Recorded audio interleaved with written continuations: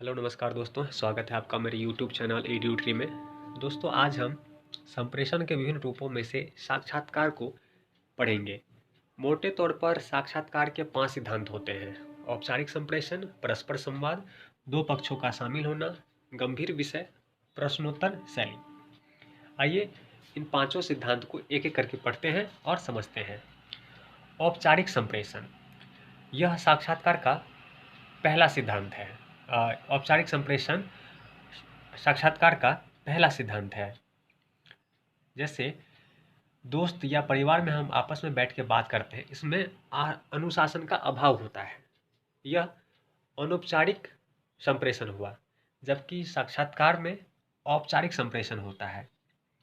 इसमें एक बंधा बंधाया ढांचा होता है और प्रश्न करने वाला तथा उत्तर देने वाला व्यक्ति किसी खास विषय पर बातचीत कर रहे होते हैं। इसलिए सामान्य बातचीत और साक्षात्कार में एक महत्वपूर्ण फर्क है।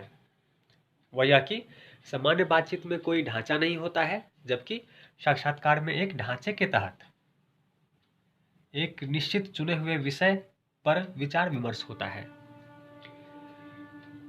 दूसरा है परस्पर संवाद। साक्षात्कार में आदान प्रदान होता है, प्रश्न का उत्तर के रूप में। इसी प्रकार आदान प्रदान के दौरान दोनों पक्षों को एक दूसरे की शाब्दिक और आंगिक अभिव्यक्ति का ध्यान रखना होता है।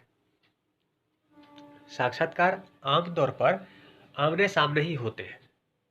जब भी साक्षात्कार होता है तो लोग आमने सामने बैठकर ही करते हैं।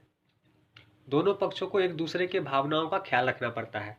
साक्षात्कार करते समय एक दूसरे के भावनाओं का ध्यान रखना पड़ता है, ताकि उनके पूछे हुए प्रश्नों से सामने वाला आहत न हो और सामने वाले के दिए हुए उत्तर से पूछने वाला आहत न हो। इसलिए दोनों की भावनाओं का एक दूसरे को ख्याल रखना होता है। प्रश्न के अनुरूप ही उत्तर देना चाहिए। यह कोशिश की जानी चाहिए कि प्रश्न से उत्तर देने वाला व्यक्ति आहत न हो, और उत्तर देने वाले व्यक्ति को भी यह ध्यान रखना चाहिए कि प्रश्न का ठीक ठीक जवाब दिया जाए। अच्छा साक्षात्कार वही है जिसमें प्रश्न पूछे जाने वाले उत्तर देने वाले के बीच परस्पर आदान प्रदान होता रहता है।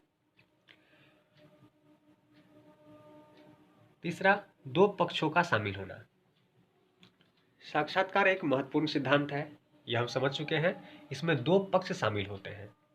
एक तो प्रश्न पूछने वाला, जो साक्षात्कार को शुरू करता है, और एक जिसका साक्षात्कार लिया जाता है, यानी उस प्रश्न का उत्तर देने वाला। उदाहरण के लिए, पत्रकारिता के साक्षात्कार में रिपोर्टर साक्षात्कार लेता है और अपने विषय के आधार पर प्रश्न पूछता है।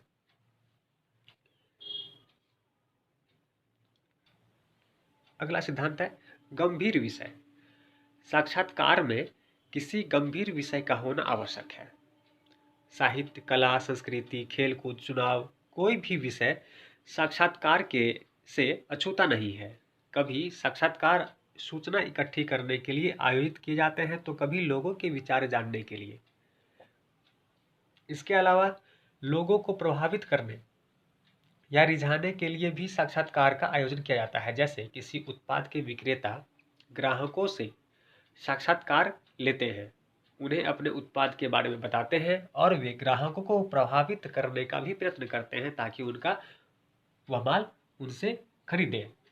अतः साक्षात्कार का कोई न कोई उद्देश्य अवश्य होता है। अगला सिद्धांत है प्रश्नोत्तर शैली। साक्षात्कार प्रश्नोत्तर शैली है।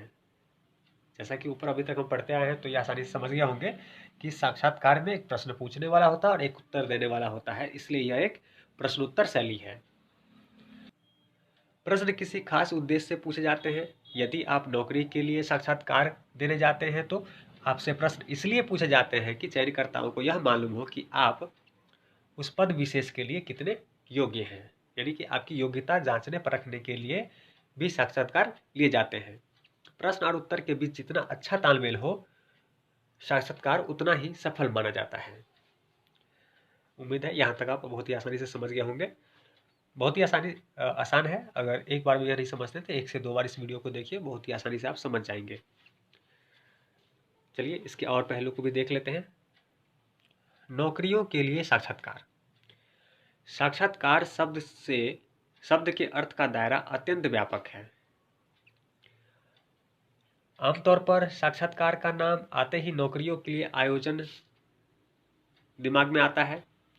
नौकरियों के लिए साक्षात्कार के अनेक रूप हैं। उदाहरण के तौर पे नौकरी के लिए ही साक्षात्कार कई तरह का होता है, जैसे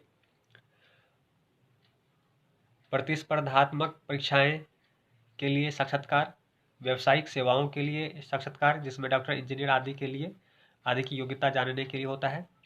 शैक्षणिक सेवाओं में जैसे अध्यापक आदि की नियुक्ति के लिए होने वाला साक्षात्कार। अलग अलग प्रकार की नियुक्तियों के लिए अलग अलग प्रकार का साक्षात्कार होता है। प्रतिस्पर्धात्मक परीक्षाओं में साक्षात्कार के समय उम्मीदवारों की योग्यता के साथ साथ उनकी तुरंत सोचने की शक्ति और उनकी बोलने की क्षमता की जांच की जाती है। प्रतिस्पर्धात्मक परीक्षाओं में चुने जाने वाले उम्मीदवारों को बाद में अनेक कठिन एवं असामान्य, कई बार अकल्पित स्थितियों का सामना करना होता है। ऐसी स्थिति में प्रतिस्पर्धा परीक्षा के उम्मीदवार किस हद तक धैर्यवान, सहिष्णु, खुद पे संयम रखने वाले, ताकि आने वाली परिस्थिति को समझने की दृष्टि रखने वाले और तेजी से सोच कर निर्णय ले सकने वाले, उनमें स्थितियों का सामना करने में किस हद तक की कल्पनाशीलता है या कितनी उनमें उस परिस्थितियों का सामना करने की क्षमता है, इन सभी बातों का परीक्षण इस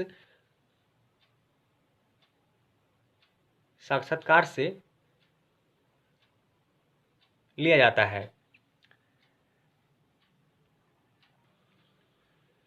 व्यावसायिक सेवाओं के लिए उम्मीदवारों के चयन के लिए साक्षात्कार को देखें तो ये साक्षात्कार प्रतिस्पर्धात्मक परीक्षा से कुछ भिन्न होता है।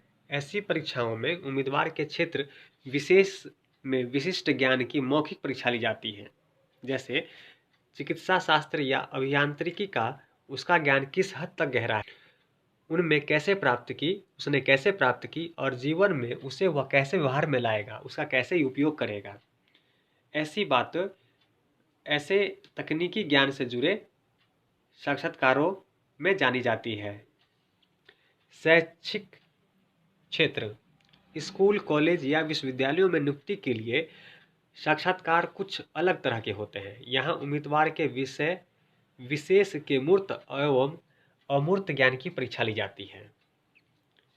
इसी प्रकार नौकरियों के लिए साक्षात्कारों से कुछ मिलते जुलते साक्षात्कार दाखिलों के समय भी होते हैं। आजकल तो नर्सरी से लेकर एमए एवं पीएचडी तक के पाठ्यक्रमों के दाखिले के लिए साक्षात्कार की बाधा को पार करना होता है। साक्षात्कार के अन्य रूप। साक्षात्कारों की इस व्यापक रूप से स्वीकृति परिभाषा के अतिरिक्त भी साक्षात्कार के अन्य अनेक रूप प्रचलित हैं, जैसे विशिष्ट व्यक्तियों, राजनेताओं, कलाकारों, साहित्यकारों आदि से लिया जाने वाला साक्षात्कार, विवाह आदि संबंध जोड़ने हेतु साक्षात्कार, चुनाव आदि के समय बिल्कुल साधारण व्यक्तियों से लिए जाने वाले साक्षात्कार, विशिष्ट व्यक्तियों से साक्षात्कार। इनमें से विशिष्ट व्यक्तियों के लिए जाने वाले साक्षात्कार अत्यंत महत्वपूर्ण एवं दिलचस्प होते हैं। ये साक्षात्कार जनसंचार माध्यम, रेडियो, टेलीविजन आदि के लिए भी हो सकते हैं या फिर प्रकाशन माध्यमों, समाचार पत्र, पत्रिकाओं आदि के लिए भी। ये साक्षात्कार इतने महत्वपूर्ण होते हैं कि इन्हें एक विशिष्ट विधा के रूप में लिया जाता है और विश्व में कुछ साक्षात्कार लेने वाले इतने प्रसिद्ध हुए हैं कि उनकी साक्षात्कारों की किताबें दुनिया भर में पढ़ी जाती है। राजनेताओं के साक्षात्कारों के अतिरिक्त कलाकारों और साहित्यकारों के साक्षात्कार भी प्रसिद्ध हैं। इन साक्षात्कारों को लेने वाले कई बार प्रसिद्धि पाते हैं। विशिष्ट व्यक्तियों से साक्षात्कार लेने वाले पत्रकारों या लेखकों के लिए इन विशिष्ट व्यक्तियों के जीवन और इनके क्रियाकलापों की अंतरंग जानकारी जरूरी है, ताकि वे इनसे इनके जीवन एवं कार्य व्यापार के बारे में बहुत गहराई में जाकर प्रश्न कर सके और अपने प्रश्नों को दिलचस्प बनाकर पूछ सके। यानी कि जिन भी व्यक्ति का हम साक्षात्कार लेते हैं उनके जीवन के अंदरूनी जानकारी हमें रखनी होती है, ताकि उसके अनुरूप हम उनसे उनके कार्य रूप के बारे में प्रश्न जाकर पूछ सके। तभी जाकर ये जो साक्षात्कार है वह दिलचस्प बनते हैं। साधारण व्यक्तियों के साक्षात्कार, जैसे चुनाव आदि के समय देश के गांव कस्बों में बैठे साधारण व्यक्तियों से भी साक्षात्कार लिए जाते हैं, ताकि जनता की नब्ज पहचानी जा सके कि वो चुनाव में किस पार्टी के प्रति क्या रुख रखते हैं। इसकी जानकारी लेने के लिए इस प्रकार के साक्षात्कारों को लिया जाता है। सामाजिक प्रयोजनों के लिए भी साक्षात्कार लिए जाते हैं, जैसे विवाह आदि संबंधों को जोड़ने के लिए लड़के और लड़की का साक्षात्कार, लड़के और लड़की के अभिभावकों का साक्षात्कार शामिल है। इसी प्रकार साक्षात्कार जीवन का एक ऐसा हिस्सा है जो जीवन में कदम कदम पर अपना अस्तित्व प्रमाणित करके जीवन में संप्रेषण की एक महत्वपूर्ण इकाई का दर्जा ग्रहण करता है।